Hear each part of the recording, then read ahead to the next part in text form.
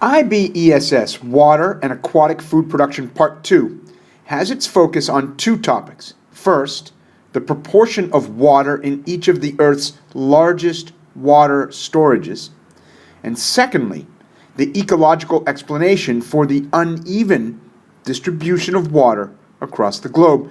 The significant ideas are: the hydrological cycle is a system of water flows and storages that may be disrupted by human activity.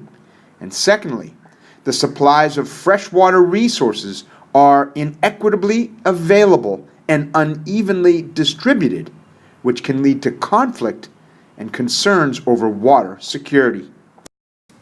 Here is the first of two slides that provides an outline of the movies available in the Water Aquatic Food Production Unit. Use this outline to find the movie you need for review. This movie is focused here.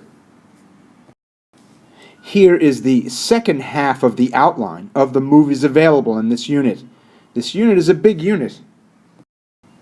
Here is our first IB syllabus statement. State the proportion of water in each of the Earth's major water storages: the ocean, polar ice and snow, lakes, rivers, and groundwater. This is fresh liquid water.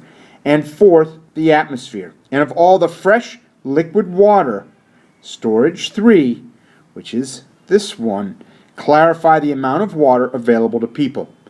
And don't forget that organisms are also a storage of water, albeit a small storage.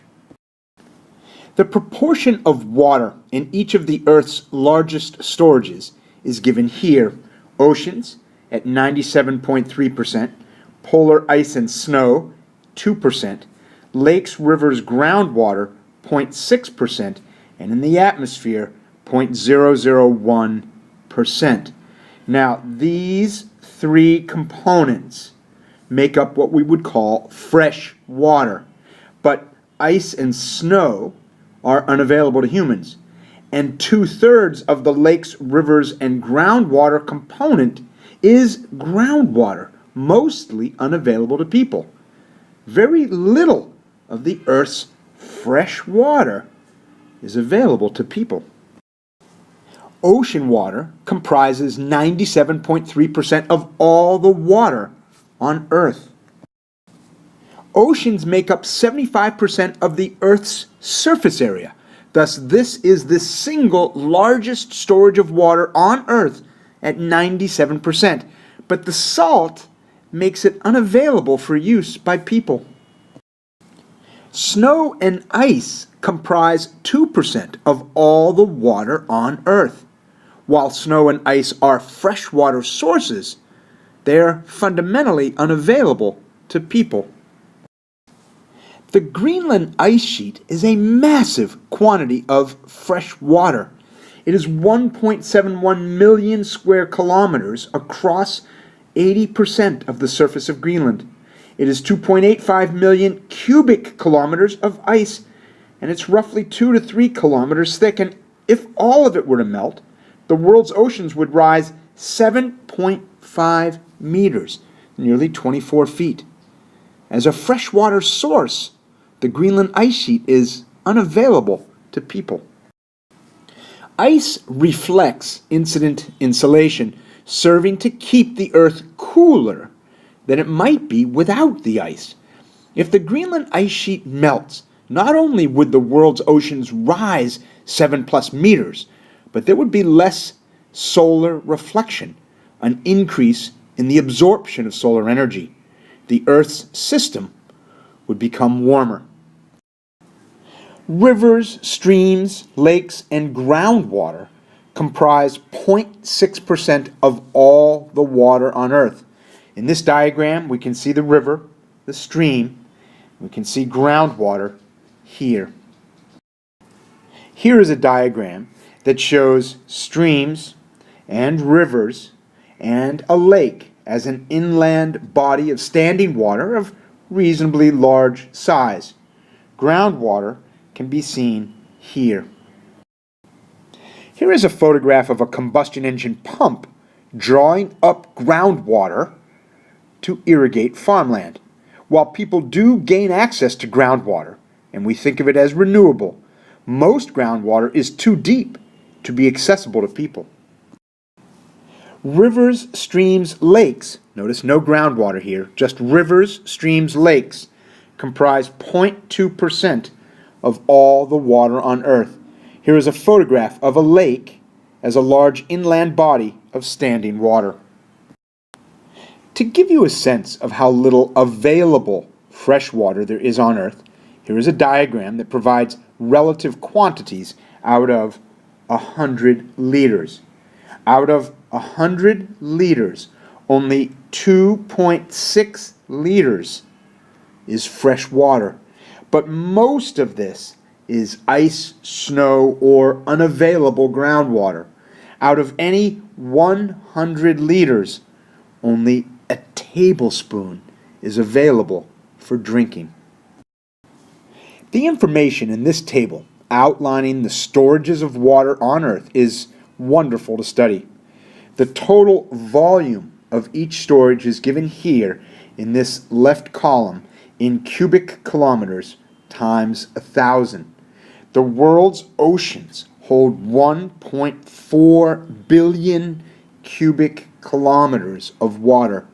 Each cubic kilometer is 264 billion gallons. If you sum oceans, ice caps, and groundwater, you can see how much of the Earth's water is not available for drinking. This middle column provides the percentages of each storage, numbers that I've given to you previously. And the right column gives the percentages of each storage out of all fresh water. Notice that ice caps and glaciers, unavailable water, represents more than 75% of all fresh water. And look at how small a fraction out of all water on Earth and all fresh water is found in rivers. But let's be clear, this water, this fraction here, would include the Amazon, the Congo, the Nile, the Mississippi, the Mekong, the Yangtze, etc., etc. As an aside, of all the water found in freshwater lakes of the world, 20% is found in one lake, Lake Baikal in Russia. Here's an interesting diagram providing some perspective on all of the Earth's water relative to a landmass, the continental North America. You must be careful with your interpretation of the image, as it implies that there's not a lot of water on Earth. You have to be careful because the water that's shown here is given as a three-dimensional volume, and the actual height above the Earth is not given. Here is some perspective of the amount of fresh water relative to all water, or the amount of drinkable water relative to all water. But again, be careful. Be careful when you're comparing two-dimensional maps against three-dimensional volumes. This can be misleading. Here is some perspective on the amount of available fresh water relative to all fresh water, and this would include ice caps and glaciers. But it's misleading to compare two-dimensional space, the map, with three-dimensional volumes, especially when the height axis is not provided. Remember that water in living things represents a storage that I've barely mentioned in this movie, but it's a relatively minor storage. However, you need to be aware of it. This diagram of the hydrological cycle provides percentages of water in each storage. Hopefully the numbers look familiar to you. You should understand the different transfers and transformations that are happening in this diagram. In this simplified diagram of the hydrological cycle, you should see equilibrium. Over the ocean, more evaporation than precipitation, with the difference, 10%, moved as advection to over the land. Advection is the horizontal transport of water as vapor or liquid in the form of clouds. Over the land, more precipitation than evaporation, with the difference, 10%, moved as runoff back to the ocean. You should recognize runoff as river, flowing downhill from the mountain to the ocean. Precipitation over the land, water infiltrates and percolates to become groundwater. Some water runs off with temporary storage in a lake, ultimately running in rivers to the ocean. Solar energy drives evaporation, including evapotranspiration. Solar energy drives the hydrological cycle. Precipitation is the fall of water, rain or snow, from the clouds following condensation. Condensation is a transformation. Precipitation is a transfer. Clouds are evidence of condensation, water vapor having condensed to liquid. Clouds are formed of many liquid water droplets. In some locations, evaporation exceeds precipitation. Evaporation is a change of state when liquid transforms to a gas. This is a transformation. In some locations, evaporation exceeds precipitation. Evaporation is a change of state when liquid transforms to a gas, a transformation. Clouds are evidence of condensation when gas transforms to a liquid, a transformation. Evapotranspiration is the evaporation of water from the leaves of plants, seen here. Deforestation reduces evapotranspiration. So here is some specificity around the IB syllabus. Explain the dynamic nature of water as a resource across space and time. The dynamic nature of water as a resource across space and time is best broken into sections, and that's what I'm going to do.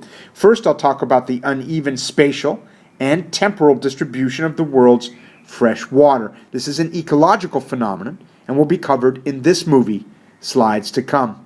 In the next movie of the series, Part 3, I'll look at the human activities that have had a significant impact on surface runoff, and in Part 4, I'll look at aspects of societies that create uneven access to the world's fresh water. One more time with percentages. Of all water, 3% is fresh. Of all fresh water, far less than 1% is available to people. And of all surface fresh water, which is 0.3% of all fresh water, only 2% of that represents rivers. Let's look at the river storage in a slightly different way. This table displays surface runoff in cubic kilometers per year by continent. Let me clarify. The runoff in Africa represents the sum of all rivers, including the Congo, the Nile, the Zambezi, and more, in cubic kilometers per year. The runoff in Asia represents the sum of all rivers, including the Mekong, the Yangtze, the Yellow, the Brahmaputra, the Irrawaddy, and more. The largest runoff of 16,000 cubic kilometers per year is in South America, and that is the sum of all rivers, but it's mostly the Amazon. Now notice if we sum all the flows together, the 45,890 cubic kilometers is 4.6 times 10 to the 16th liters. You can double check my conversion to liters if you don't trust me. Now if we divide 4.6 times 10 to the 16th liters by 7.1 billion, the world's population, the amount of available fresh water is over 17,000 liters per person per day. 17,000 liters of fresh available water per person per day is a lot of water. So why does there appear to be a scarcity of water on Earth? Why is it that large portions of the world's population have no access to clean water? Now we can start the process by looking at the uneven distribution of water by examining the uneven spatial distribution and the uneven temporal distribution. Realize that the uneven access to water is really an even more interesting story. Stay tuned for parts 3 and 4 of this water and aquatic food production series. To begin our examination of the uneven spatial and temporal distribution of water, let's start with the idea that precipitation on a global scale is probably no more or less now than there has been for thousands of years. But it doesn't rain everywhere. Remember, and you've heard me say this before, Canada has 20% of the world's water, but only 0.5% of the world's population. Evaporation on a global scale is probably no more or less now than there's been for thousands of years, but some places are more dry than other places. Remember that water availability is influenced by latitude. Remember the tricellular model of atmospheric air circulation. Air rises at the equator, rising air cools at high altitudes, condensing the water vapor. Rainfall occurs over equatorial regions. Air sinks 30 degrees north or 30 degrees south of the equator. Sinking air warms evaporating water, desert conditions 30 degrees north and 30 degrees south of the equator. Remember that the Hadley cell is the first of 3 large cells of air circulation, remember the tricellular model, reaching from the equator to the poles. Some latitudes receive a lot of rainfall. Some latitudes receive enough water to grow food for many people. NPP depends on water. And keep in mind that irrigation consumes most of the water that is consumed by people. Latitudes 30 degrees north or south of the equator receive very little rainfall, and without water, NPP is low. Rainfall occurs over the mountains. Air rises, cools at higher elevations, water vapor condenses, and water droplets fall as precipitation. As the prevailing winds move air from left to right in this diagram, regions on the windward side of the mountain range are wet, while those on the leeward side are dry, potentially desert dry. This is a rainfall map of the main island in the Hawaiian island chain. This is the island of Hawaii, and it rises up over 3,000 meters. Now the values here display mean annual rainfall in inches. Hawaii also experiences prevailing winds from the east flowing east to west. Now as the air approaches the island, the mountains in the center force the air up. This causes rainfall on this eastern side, rainfall on the windward side, while the leeward side is dry. Mountains, as you can see here, cause the air to rise. As the air rises, it cools at higher elevations, and water vapor condenses and falls as precipitation on the windward side. Then the cold, dry air sinks. Sinking air warms, and that evaporates water, resulting in clear skies on the leeward side, desert conditions on the leeward side. All else being equal, people living in the rain shadow of mountains are likely to have less access to water than people living on the windward side of mountains. Some societies live near a river. Access to fresh water is relatively abundant. England has 20 rivers, more than any other country. No one person in England lives very far from a river. There are no rivers on the Saudi Arabian peninsula. Even in desert regions, there are some locations that have water. The Okavango Delta in Botswana has water that originates in the mountains of Angola to the north, and this water flows into the Kalahari Desert but never reaches the sea. The fresh water in this river just disappears into the sands of the Kalahari, and the Kalahari Desert is just a few kilometers away from abundant water. And depending on water, resources vary. In the delta, people can fish. In the desert, no fish. Instead, people must hunt for antelope. So, there is certainly uneven spatial distribution of water, with Canada having 20% of the world's fresh water, but only 0.5% of the world's population.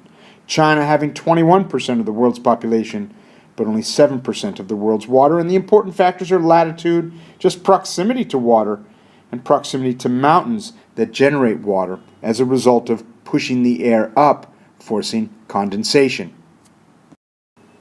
But water availability also depends on uneven temporal distribution, uneven distribution over time. Rain falls more or less depending on the time of the year. Consider seasons. Consider floods. Sometimes droughts can occur, or there are simply dry seasons. This graph shows the flow in the Columbia River over time. Notice the variation in flow over time. In some years, there's a lot of water. Other years, less. Temporal variation in water availability. So while there is a lot of water to go around, there are large segments of the world's population without water. Water is unevenly distributed across space and time, and the water that is available is impacted by human activities. I want you to be imagining water pollution here. So, can you explain the dynamic nature of water as a resource across space and time? This movie has examined the uneven spatial and temporal distribution of the world's fresh water. And in part 3, we will look at human activities that have had a significant impact on surface runoff. And then in part 4, we will look at the societal factors that make worse the uneven access to the world's fresh water. And that brings us to the end of IB ESS Water and Aquatic Food Production, Part 2.